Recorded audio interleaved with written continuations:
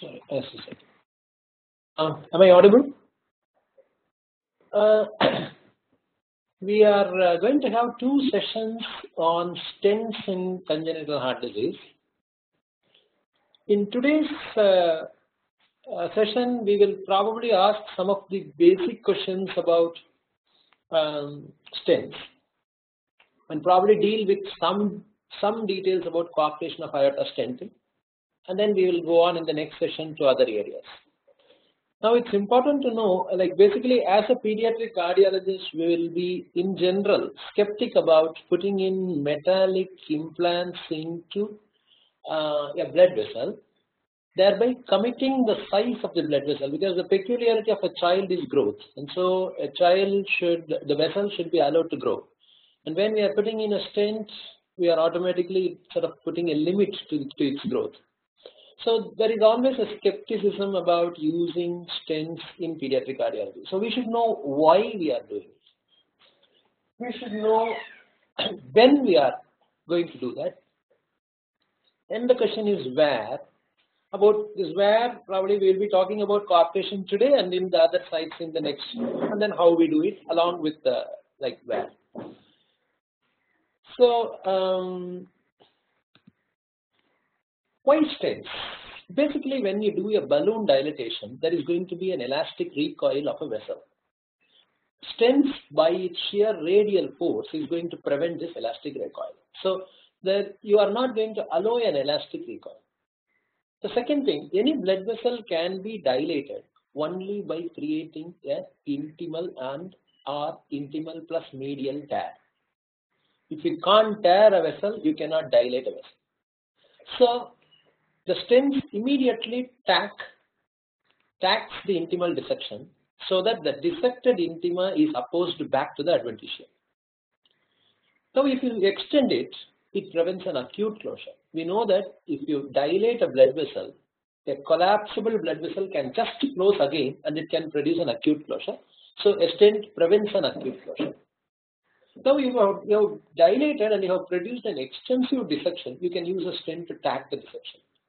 Now to extend this, if you are having a very long segment stenosis or a hypoplastic blood vessel, if you are going to do a balloon angioplasty, and the mechanism of balloon angioplasty is by producing intimal and medial tear, it's going to produce extensive intimal and medial damage. So automatically, whenever there is a long segment stenosis or a hypoplastic blood vessel, you have to stent. And it also produces a long-lasting enlargement to the desired diameter. Like for example, if you do a balloon angioplasty of a fibrotic stricture, there can be a recurrence of the fibrotic stricture, and so you may come out with a good diameter today, but that diameter may fall back after about 2 years or 3 years. This is what is called as the late lumen loss, and this is prevented by a stent. And now, if you have a total occlusion, you can only recanalize by putting in a stent. There is no point in completely occluded vessel. You just balloon dilate and hope that it will remain open. And there are certain structures in pediatric cardiology which can only be stented and they can never be balloon dilated. Imagine the case of ductus arteriosus in a neonate. There is nothing called balloon dilatation of a ductus arteriosus. Imagine the case of right ventricular outflow tract infundibular stenting in a tetralogy of Fallot. There is nothing like balloon dilatation of the infundibular. So certain structures can only be stented. So if you are asked a question about why stenting, you need to summarize the answer as it prevents an elastic recoil, it tacks the intimal dissection. If you have already dissected, it treats the intimal dissection. It prevents an acute closure. It's important in all long segment stenosis and hypoplastic blood vessels. It produces a long-lasting enlargement and prevents a late lumen loss. It recanalizes total occlusions and certain structures that can only be stented and can never be dilated. The history of stents started way long ago by Daughter and Judkins, who used something like a coiled springs to stent the blood vessels. But the formal stent, which is currently what we are using as the slotted tube stents, started to come into clinical practice only in the 1985. The Palmas performed the initial stenting initially in animals, subsequently in coronaries in humans, but at the same time Charles Mullins from Texas started to do it in humans. About the stent choice, how will you choose a stent? It depends on the arterial anatomy. Like Certain vessels with side branches will have some type of stents. Certain vessels which are, basically a ductus will need a particular type of stent. Yeah, pulmonary artery will need a specific type of stent. Also, a type of the stent is chosen by the personal preference, a person whose experience and familiarity with the stent. And third one will be the dimensions of the stent. If you want to stent an aorta, you need to have a stent that will go up to 18 to 20 millimeters. If you are doing a ductal stenting in the neonate, you need to have a stent which just goes up to 4 millimeter or 3.5 millimeter. Now the last two things are important: physical properties and lesion characteristics. Let us deal about these a little bit more. What is lesion characteristics? If you are having a calcified lesion, fibrotic lesion, thrombus-filled lesion, extensive plaques with ulceration of the plaques, kinks or bends, external pressures. So these are the various lesion characteristics which needs to be taken into account for deciding on the type of the stent. Like if you are having an extensive calcific lesion or a markedly fibrosed lesion, you need to have a stent which is having a sufficient radial force. If you are having a high degree of thrombus-laden lesion, you need to have a stent which has got a PTFE cover which will exclude the thrombus outside the stent. If you are having a significant ulcerated plaque, your stent design should not be open cell, because a lot of this plaque will be protruding into the stent and cause an intimal ingrowth. So basically the lesion characteristic will decide the type of the stent. There are certain physical characters of a stent that also needs to be taken into consideration. One is the radial force. Radial force is the ability of the stent to resist an external compression. There's also something called as conformability and remodeling. I'll just show a picture to demonstrate what it means. Then there's something called as tapering of the stent. You will have certain areas where the proximal area may have to be wider and the distal area may have to be smaller. So there is something called as tapering of the stent. And of course, if you are having a stent with a very high radial force, this stent is going to be impacted deep into the intima and media, which means there is going to be a plaque prolapse. And so there is a high radial force is going to have high plaque prolapse. So another physical characteristic that is needed to be we need to know is visibility of the stent. Like for example, there are stents which are absorbable stents called magnesium stents, which are not visible at all. You will not be able to see. There are some stents which are strikingly visible. For example, any high molecular weight stents like Cheatham platinum stent, which has platinum in its structure, will have an extremely high visibility. This is what is called remodeling. You are having a vessel which is little bit curved, and now you put a stent. After the stent will sort of straighten out the vessel. So the entire bend is removed. So this is called as the remodeling of the vessel. And what is called conformability? Conformability means when you are having a stent with a little bit of bend in the blood vessel, there are certain areas where the stent is not going to be opposed at all. So these are certain characteristics, like how much the stent is able to conform itself.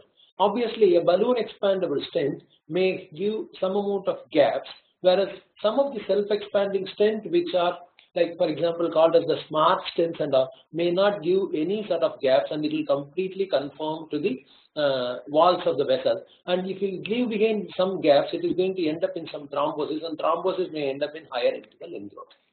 Now comes how will you classify a stent? I'm going to give a lot of classifications here. About the design, it can be what is called as a slotted tube stent or a welded tube stent. I'll come into it in the next slide. Some of these things are very important because people who are practicing in adult cardiology, in coronary medicine, will know a lot of these sort of nomenclature, whereas people in pediatric cardiology may not be used. So I'm going to make a lot of classifications. Materials, depending on the material, you can have stainless steel stent, cobalt chromium stent, platinum iridium stent, nitinol stent. Stainless steel stent is, for example, the PAMA stent, Genesis stent. Cobalt chromium is the MADRAS stent. Platinum iridium is the CP stent. Nitinol stent, most of the self-expanding stents. Then depending on the target lesions, you can have stents in the aorta, pulmonary artery, conduits, veins, intrathecal septum, etc. Configuration, whether it is an open cell or a closed cell or a hybrid cell. I will also come into what is this open, closed cell and all. Then size of the stent, small stent, medium stent, large stent, extra large stent. I will come into what is the size. Then we have coverage of the stent, whether it is a bare stent or a covered stent. Then the mechanism of expansion, whether it's a balloon expandable or a self-expandable. Then certain special types of stents.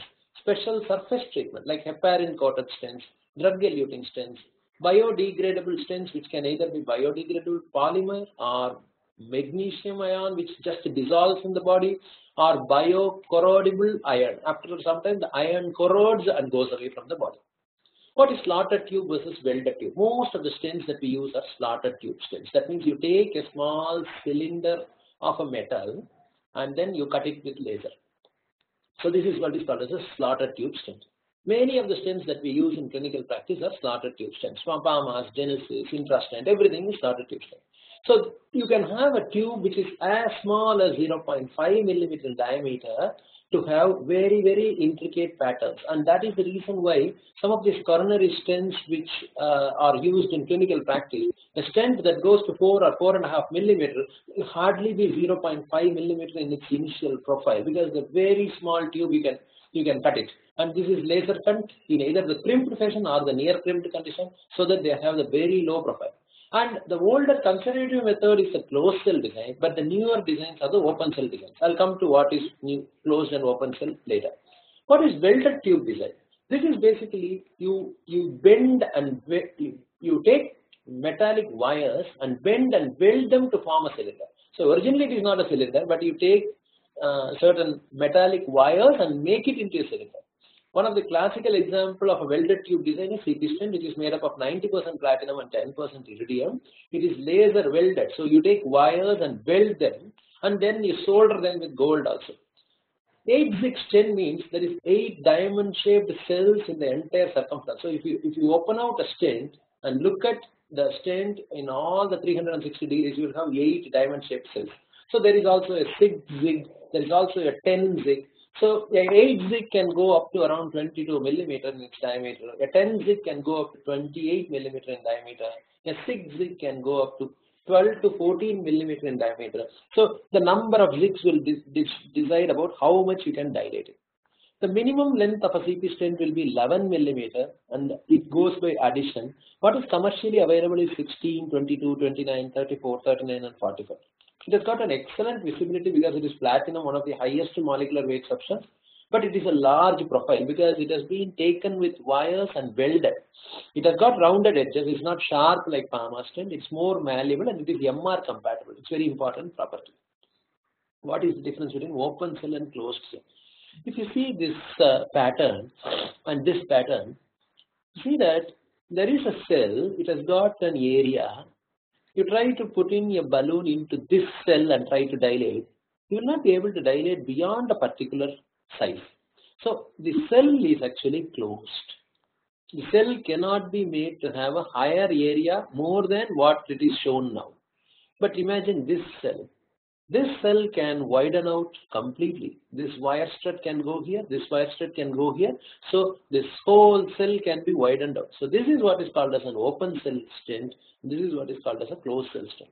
There are certain advantages of closed cell stent and there are certain advantages of open cell stent. What is closed cell stent? Closed cell stents are one which have got an excellent radial strength.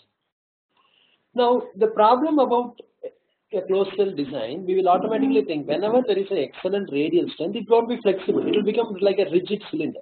But to ensure that it is flexible, what people have done is they have made certain designs called as flex designs. That means you add a U shape or a V shape or a S shape or N shape in the elements so that it improves the flexibility. It gives a very optimal scaffold for a blood vessel, and there is a uniform surface regardless of the bending. And it is less flexible. But in general, even though there is an additional flex designs are possible, in general closed cell design is less flexible. So if, for example, in a transverse arch coaptation which is highly curved, you will not be able to use a closed cell design stent. You have to use an open cell design stent. And a very, very tortuous ductus, you will not be able to use a closed cell design stent. You need to have some amount of flexibility. So open cell design, there is no consistent shape of the cell. You can keep on stretching a cell. So there is obviously some of the advantages are there is less of foreshortening. It is very conformable to the vessel. So a transverse arch you can put it and the stent will take the arch shape itself. And there is less chance of balloon rupture, and you can access all the jailed branches and dilate them. You have a If you have a transverse arch coarctation with subclavian artery arising from the middle of the stent, you will be able to dilate the ostium of the subclavian artery. But the problem is there is a high plaque protrusion which leads to high intimal ingrowth. When a very, very large balloon is used, sometimes there can be a dumbbell effect and this may lead to foreshortening. Usually, a open cell design stent does not foreshorten. However, if you are using an extremely long balloon, imagine you are taking a 3 centimeter stent and taking a 6 millimeter balloon, the edges will first start to dilate. So as the edges are dilating, the stent will become shorter and shorter and this will result in foreshortening of the stent. Now about the size of the stent, any stent that is between 3 to 6 millimeters is called as the small stent, which is typically used in coronary arteries and PDA. A stent that can go up to 10 to 12 millimeters is called medium size stent, which is used in segmental branch pulmonary arteries, femoral arteries, pulmonary veins and all. And large stents are those that go up to 18 millimeters, which are used in branch PA, vena cava, aorta, homograft conduits. And there are something called extra large stents, which can go into aorta, Fontan conduit, homograft conduit. So based on the size, you can have extra large stent, large stent. Now coming to the mechanism of the stent, balloon expandable versus self-expandable. Balloon expandable stent is the one that has been the most tested, most commonly used. We very, very rarely use the self-expandable stent in a pediatric practice. Charles Mullins takes the credit of starting the balloon expandable stent usage. The prototype of the balloon expandable stent is Palmer's, which is a 316 cell stainless steel stent. So for the students, some of these names, some examiners may come and ask you, what does the 316 mean? The 316 means basically these are all coding of metals. 316 means higher molybdenum content, which makes it less corrodable. Iron itself is corrodable substance. No? So when you add a little bit more of molybdenum, then it becomes 316. So there are certain things called 317 steel, there are 304 steel. So basically that is into metallurgy. But what 316 peculiarity is, it contains more molybdenum. And then this L stands for low carbon.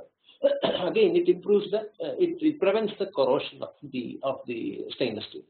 The merits are, it is very accurate to be placed. You can precisely place where you want. It has got a very high radial force. You can oversize up to 10 millimeters. That means a Palmer's 14 series stent, what is called 4014, 5014 and all, can be dilated up to 24 millimeters. So you have got a lot of room to over dilate. But the demerits are, it significantly foreshortens, it's very rigid, it flares of the sharp edges may be flared and it may injure the vessel. Sorry for the spelling error here. Vessel or balloon may get ruptured and it doesn't bend at all. Self-expanding stents, it has got a very high elasticity. It's also got a super elasticity. So it is either made up of nitinol, which is very commonly used, stainless steel, silver stent, and cobalt alloys, which are the wall stents. The profile is very, very small. It is flexible in all the tortuous lesions. It has got a very low radial stent. So if the lesion is extremely tight, some people will ask, now many stents are not available, so can we use coarctation or self-expanding stent? The radial stent is so low, so sometimes you may end up in coarctation having a significant residual lesion because the stent does not have the radial stent to push the tissues out.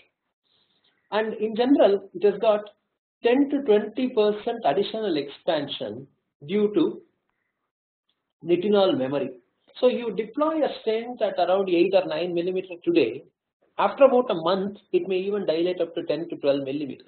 And this continued pressure of the stent on the walls may result in excessive intimal growth. So this is actually like a lot of people who use it on the aorta will say, today we will deploy at around 10 millimeters and come out. It's being a 14 millimeter stent. After some days, it will expand to 14. True, it will expand to 14, but the continued stretch of the aorta will lead to excessive amount of tissue prolapse into the aorta and cause more and more excessive tissue intimal growth. And so ultimately, you will lose all the lumen. So it's not an advantage. This additional expansion will actually become a disadvantage. And corrosion from the nitinol also increases the growth. So this is one of the reasons why we don't prefer a self-expanding stent at all. But having said that, there are certain utilities. You have a BT shunt that you have put in, and the BT shunt is acutely closed off. If you want to dilate that particular stent, Let us assume 24 hours ago or 48 hours ago the surgeon has done the shunt, and now you are going in to do a percutaneous intervention. If you try to do a balloon put in a balloon expandable stent, there is a chance of tear of the surgical sutures. But you just put one self-expanding stent, you will be able to completely do it. Similarly, there are certain baffles. Yes. Hello. There are certain baffles, like for example the Senning's baffle which are having a narrowing, you can put a self-expanding stent. And the third one will be the various conduits, again you can put a self-expanding stent, for example a Fontan conduit and all. So there are very limited use for self-expanding stents. Now coming to some of these fancier names, biodegradable stent. Basically, yeah, the purpose of a stent is to give a good scaffold, and if you can give a scaffold and produce a vessel remodeling. Subsequently, if the metal goes off at the end of 6 months to 12 months, that will be very advantageous for the patient because it allows further and further growth in growing children.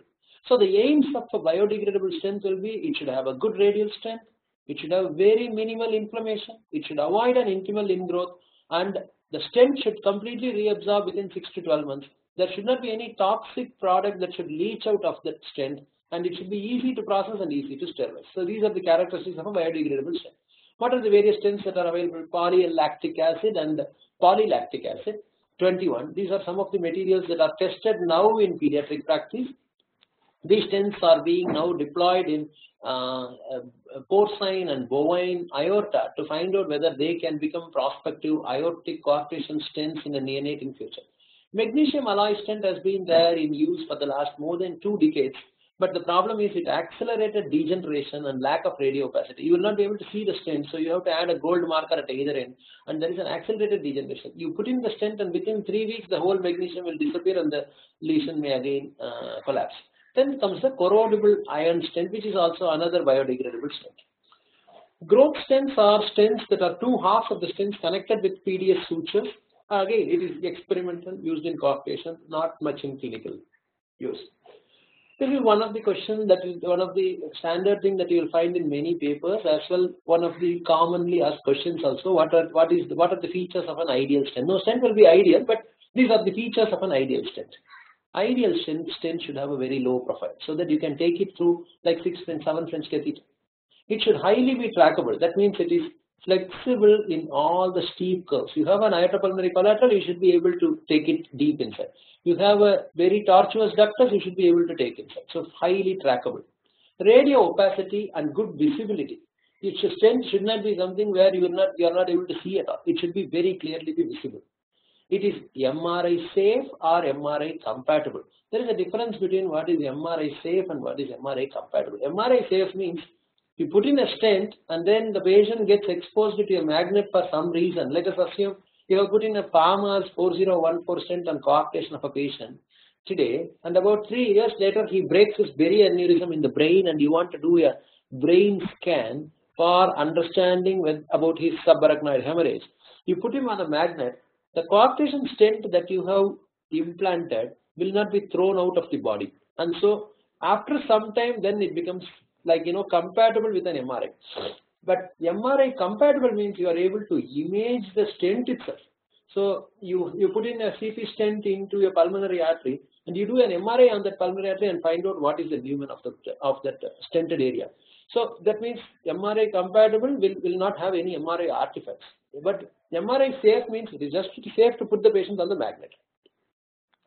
Predictable expansion and less foreshortening. You should be able to clearly state how much it can expand. Like for example, an Advanta V12 atrium stent doesn't have a predictable expansion at all. You dilate it to say around 12 millimeter, and then you deflate the balloon, the whole stent will collapse again. The reason being, the stent is covered on 2 sides by PTFE, that the PTFE shrinks the stent again. So it's an unpredictable expansion. So we should have a predictable expansion, and there should be very less foreshortening. Radial strength should be very good, so that it is able to form a good scaffold. It should have low rigidity. Actually, these two are opposite in its characteristics. It should have a good strength, but the stent should not be very rigid because it should not tear into the blood vessel. There should not be any material fatigue. The stent should not fracture. It should be biocompatible. There should not be a thrombus or corrosion. It should prevent the plaque protrusion, and it should avoid intimal proliferation. It should have round and soft edges. For example, CP stent has got round and soft edges, whereas the pharma stent will have sharp edges. So the sharp edges will poke into the edges of the blood vessels and cause aneurysm at the edges. Redilatation with patient growth. Today you deploy with 14 millimeter, and when the child grows into a big man, you should be able to dilate the same stent to 18 millimeter. Wide struts for blood flow to jailed branches. So there should be, so this is like open cell attribute should be there. It should be retrievable and repositionable in case if the stent is not correctly positioned. So these are all ideal stents, and obviously there cannot be an ideal stent. We need to think about which characteristic is the most important. For example, in a ductal stent, we should only look at what is highly trackable. You need not have a stent with extreme amount of radial strength and all in ductal stent. Whereas in a calcified conduit, the radial strength is far more important. You need not bother about about the profile. You probably can even have a very, very large profile, but the radial strength is more important. So depending on the clinical situation, you have to choose which one is the most important for you. You don't worry about round and soft edges if you are putting in a calcified conduit, but if you are putting it in an aorta, probably you need to be worried about it. So you choose your stent depending on the situation. About the procedure, in general, people would prefer to do it under good anesthesia or under very deep sedation, but this decision is based on how stable the patient is, how much of immobility you want for the procedure, and how much you want to make it simple. For example, avoiding big anesthesia and all will make the procedure very simple. You can complete it in about 20 minutes and come out. Whereas once you involve anesthesia, intubation, extubation, then you make the procedure into a 2-hour procedure. And how much of immobility is needed? For example, you want a complete, precise control over the positioning. Imagine that you are doing a ductal stenting and you are taking a 12 millimeter stent. 1 millimeter pushing it into the pulmonary artery will end up in stent protruding into the pulmonary artery, and 1 millimeter leaving down a little bit of aortic edge will result in ductal tissue still remaining, and so you probably cannot afford to have any sort of mobility while you are positioning the stent in the ductal stent. But the same thing is not the same situation in some other, like for example conduit stent. 1 or 2 millimeter here and there is probably not going to matter. In general, you need to assess the pressure gradient across the lesion and a good angiography to delineate the lesion properly. However, if you have done a previous CT or MR imaging and already you know the anatomy very clearly, these don't become very important.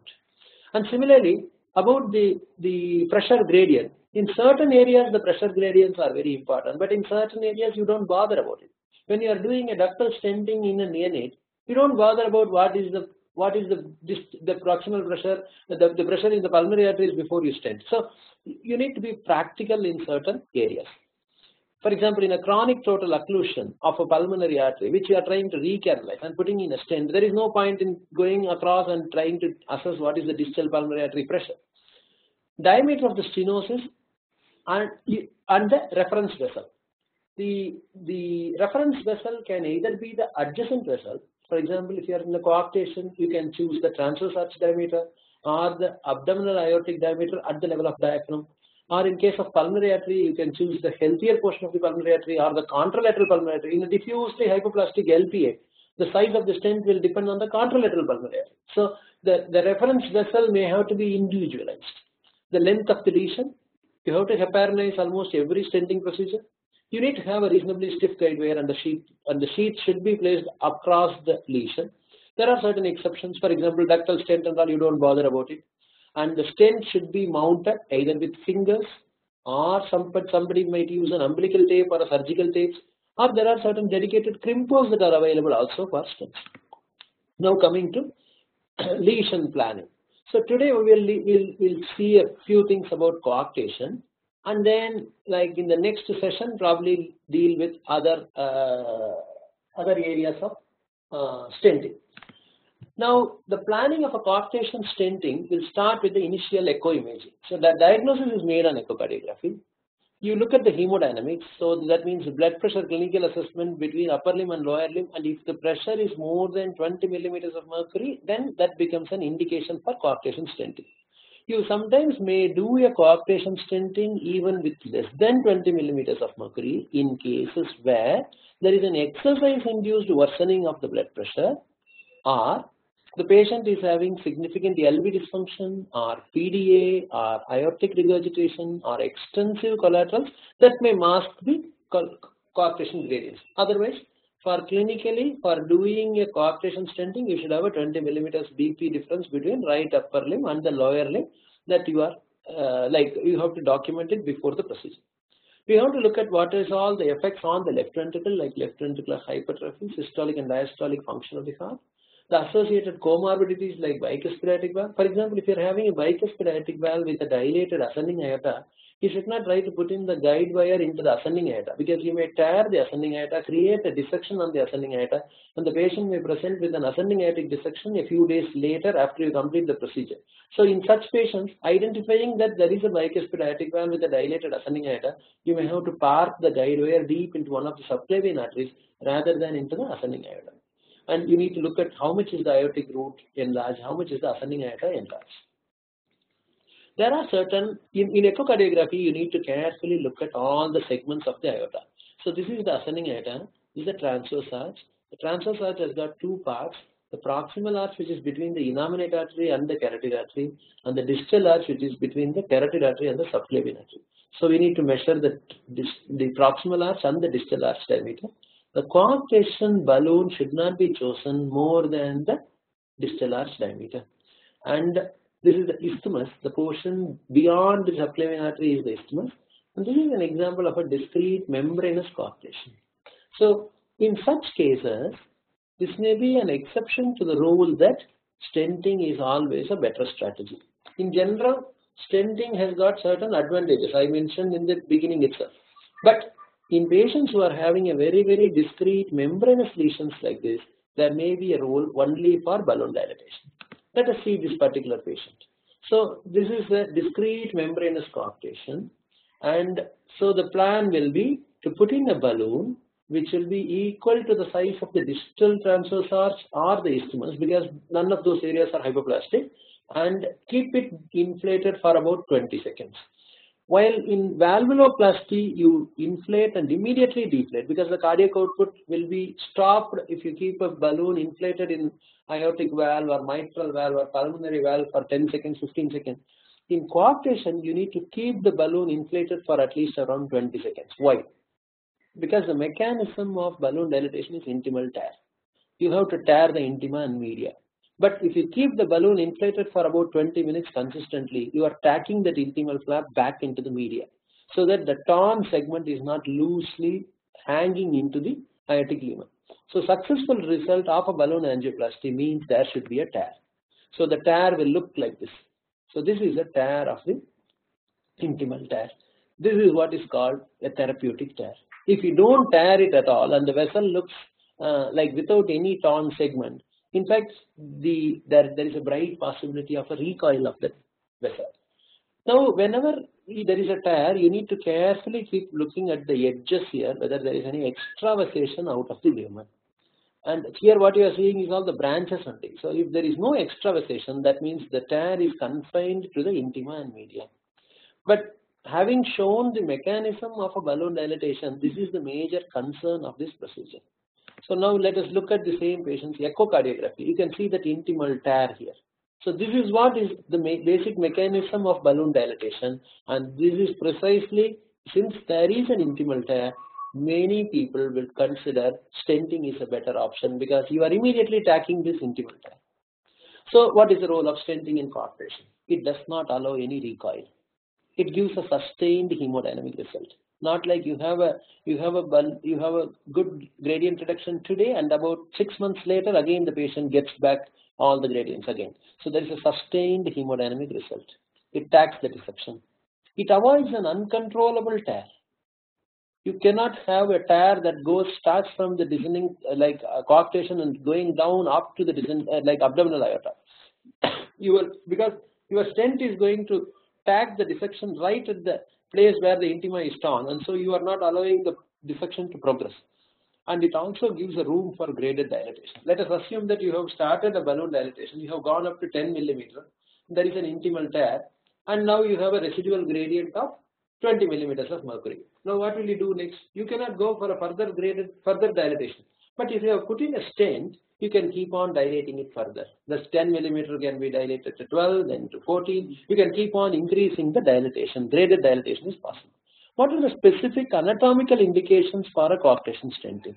If you are having a coarctation that is having either a transverse arch hypoplasia or an ischemic hypoplasia, you cannot have balloon dilatation alone, because balloon dilatation will work on the coarctation segment but not on the ischemic and transverse arch hypoplasia. So you have to go for stenting.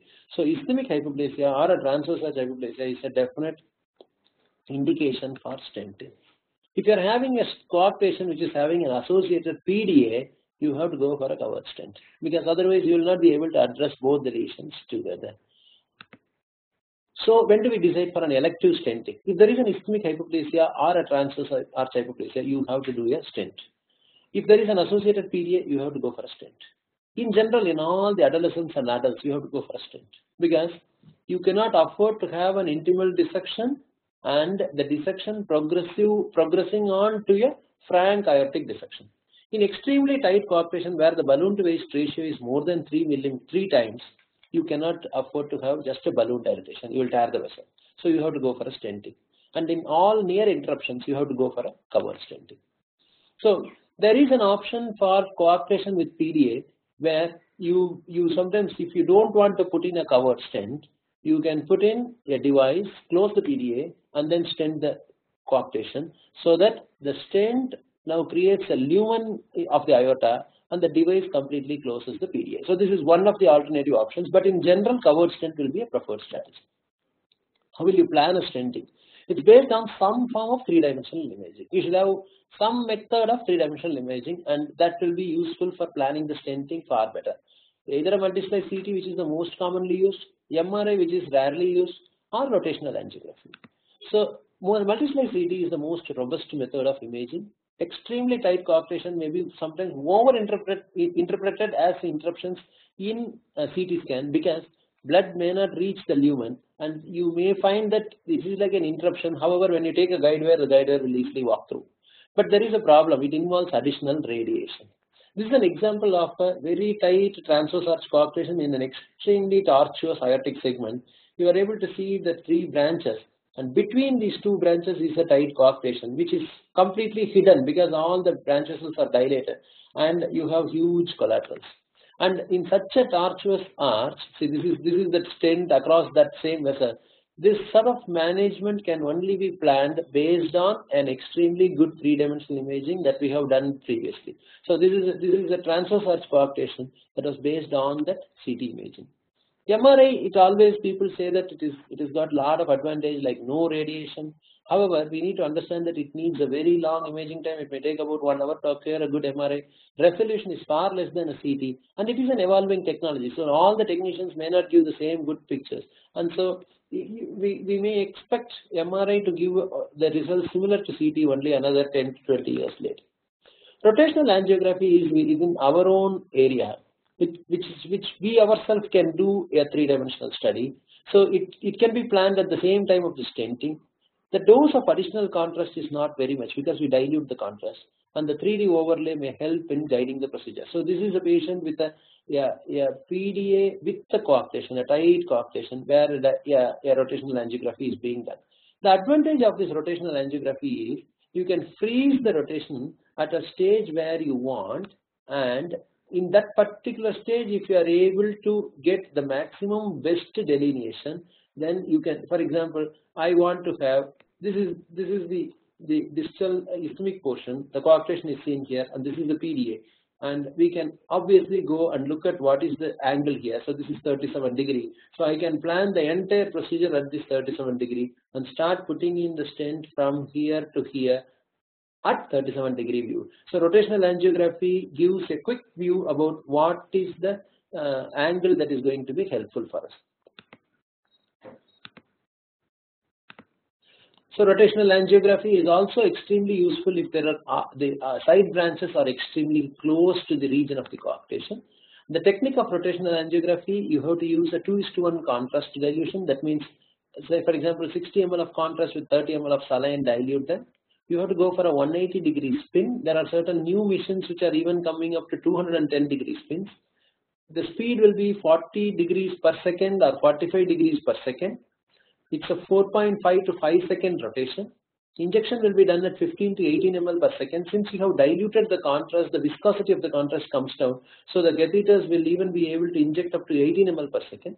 And usually you try to do a rapid pacing to reduce the cardiac output, because you will be able to retain the contrast in the aorta for a longer period of time.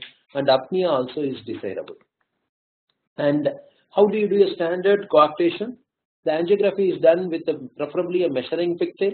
The measuring pigtail, using this, you identify what is the ischemic diameter, the transverse arch diameter, and the descending thoracic aortic diameter. The stent is chosen according to the transverse arch diameter or the diameter of the abdominal aorta. And if there is a previous CT image, then choose the appropriate view based on the CT image. But if you have not done any imaging at all, either a lateral or an LAO view with 20-degree caudal will most of the time open up many of these coarctations. You can see that the discrete coarctation is nicely seen, and this is LAO 40 with a caudal of 30. So LAO with caudal of 20 or 30, or lateral with a caudal of 20 or 30 is going to open up the coarctations far better. The techniques to stent safely: choose a balloon diameter roughly equal to the proximal isthmus or the distal transverse arch. Park the guidewire tip if possible in either subclavian artery to avoid an ascending aortic injury, especially in patients with bicuspid aortic valve and dilated ascending aorta. Take the balloon stent assembly always within a long sheath. It's better to avoid taking the balloon stent assembly bare over the coarctation area.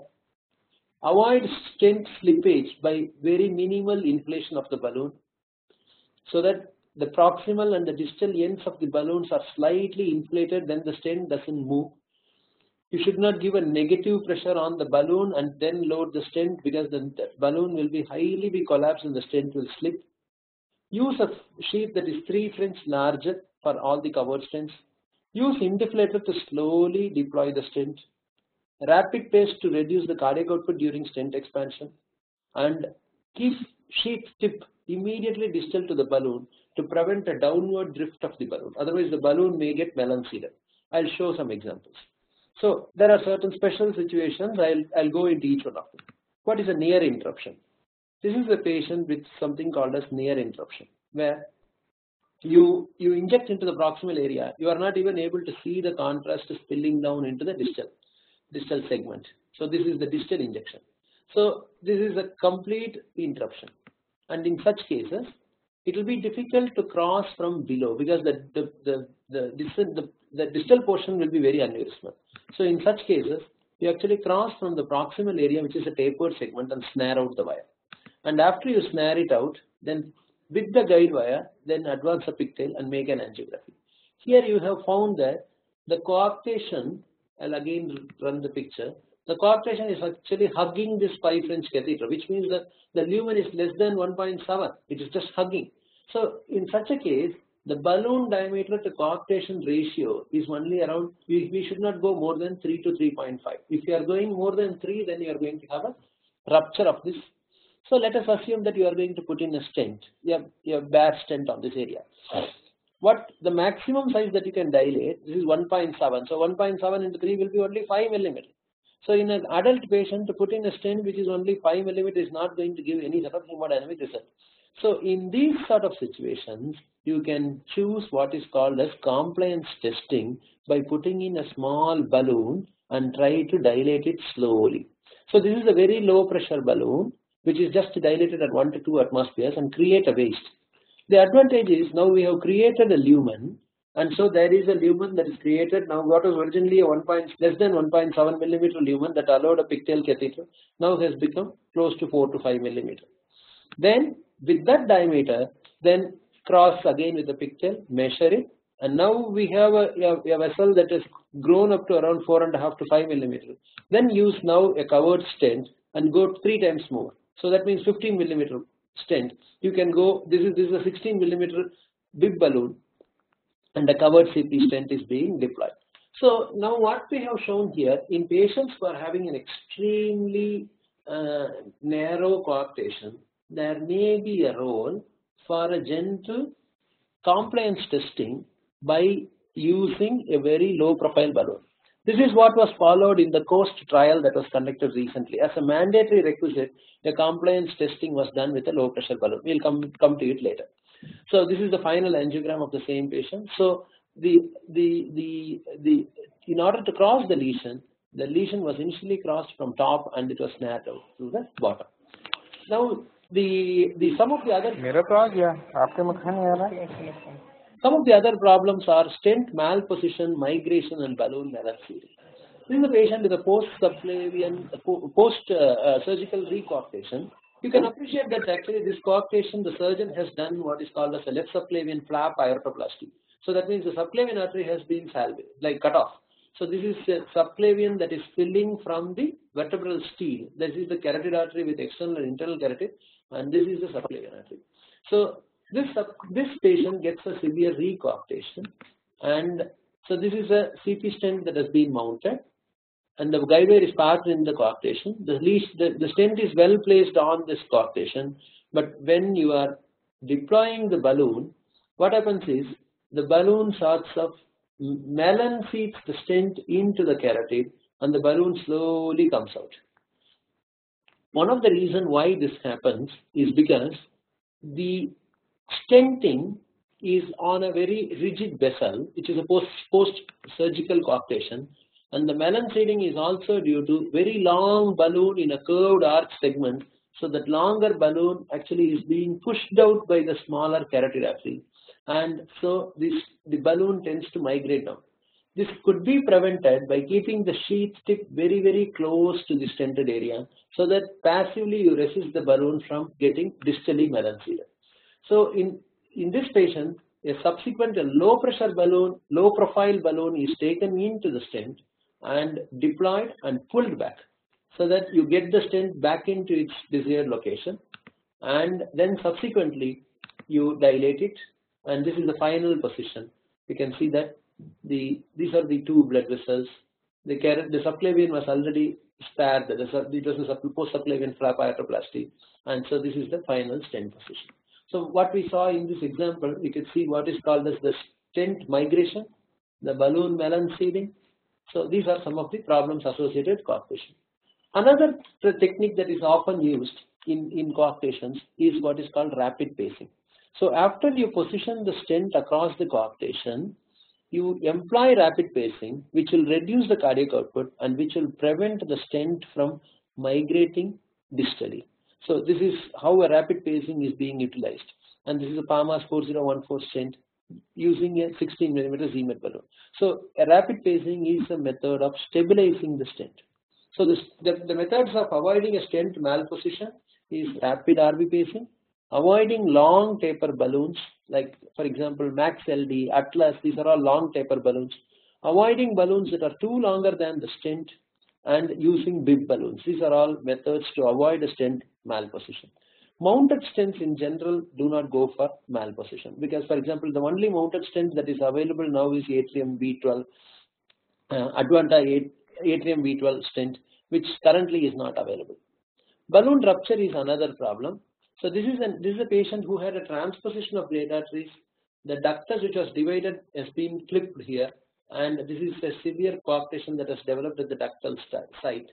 So a stent is being mounted, a 29 mm CP stent on a 12 mm ZMED balloon, and as the stent is being deployed, the balloon ruptures. You can see the balloon, the contrast leaking out here. Basically, why did this happen? The compliance of this vessel is very, very low because there is a metallic clip on the anterior wall of the aorta. So now that balloon has ruptured. So you take another smaller profile balloon through that partially deployed stent, and then you expand it so that you get the stent fully opened out. What altered the compliance of this aorta was this metallic stent, and this is another reason why pre-dilatation is sometimes performed. So the indications for a pre-dilatation will be to check the compliance of the blood vessel, to create a lumen in almost interrupted aortic segment so that you can pass a stent. So this is the final stent position of that same patient. Now about transverse arch stent. This is a 15-year-old girl with a pre-subclavian tight coarctation with a small ductal aneurysm here. So we are using a 29 millimeter covered non-covered bare CP stent because we have to allow side flows through the subclavian artery. So we can now see that the stent is being positioned, and as we are deploying the stent, the problems about this transverse arch stenting is that because they are in a curved segment, there is a melon seeding. You see now the same phenomenon is happening. There is a melon seeding, and the whole stent is the balloon is being ejected proximally. In fact, you see here also the sheath is being pushed down, in spite of the sheath being kept at an appropriate position.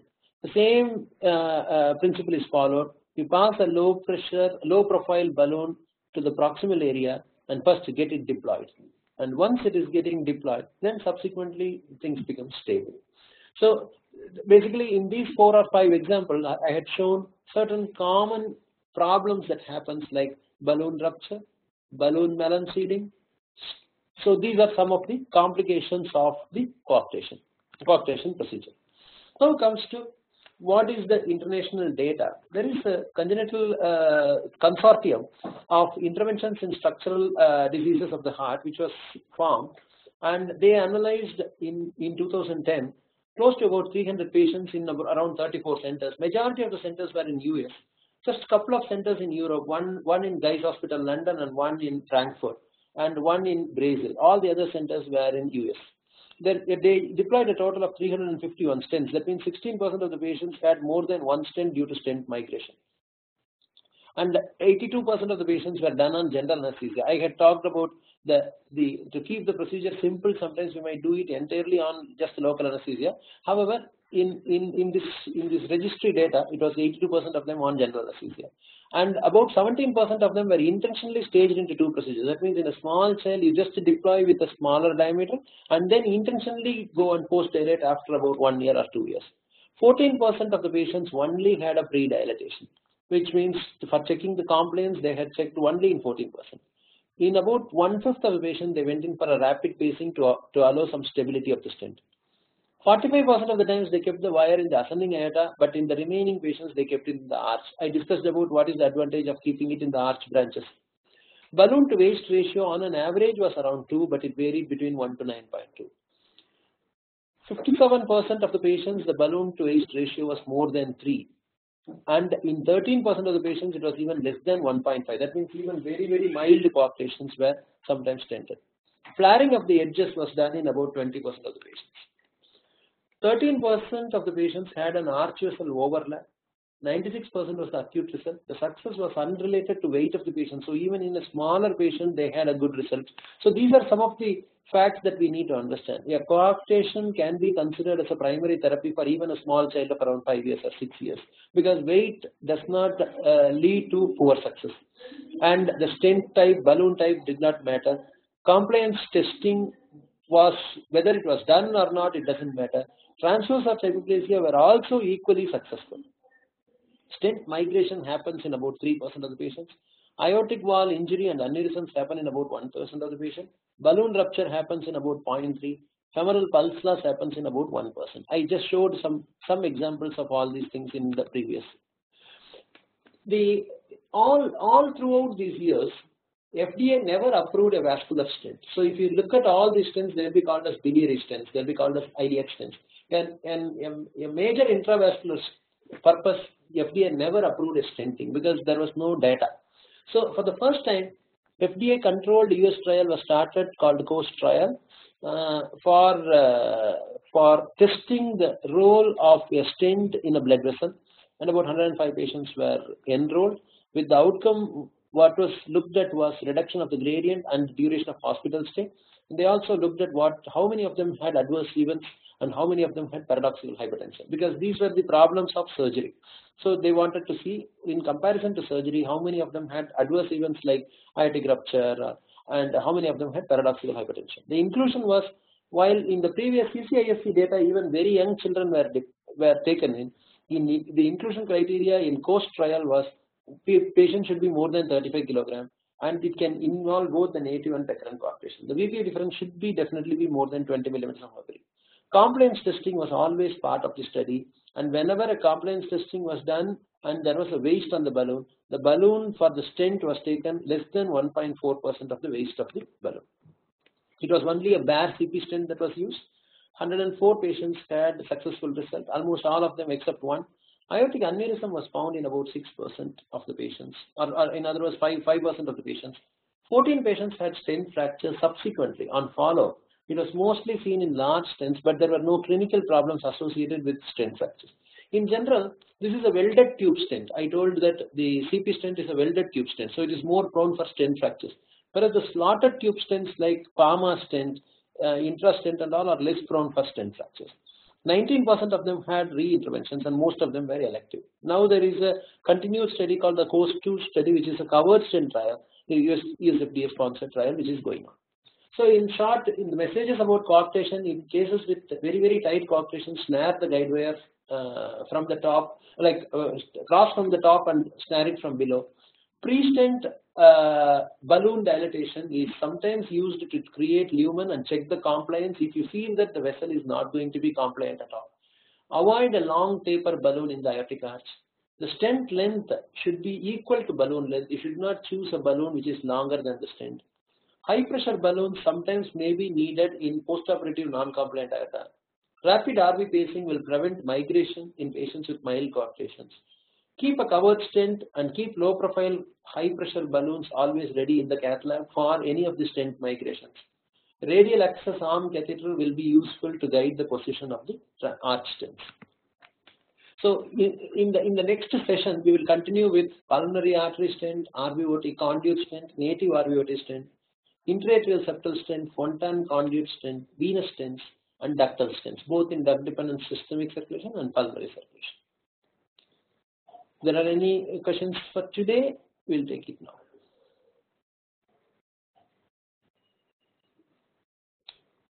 You think that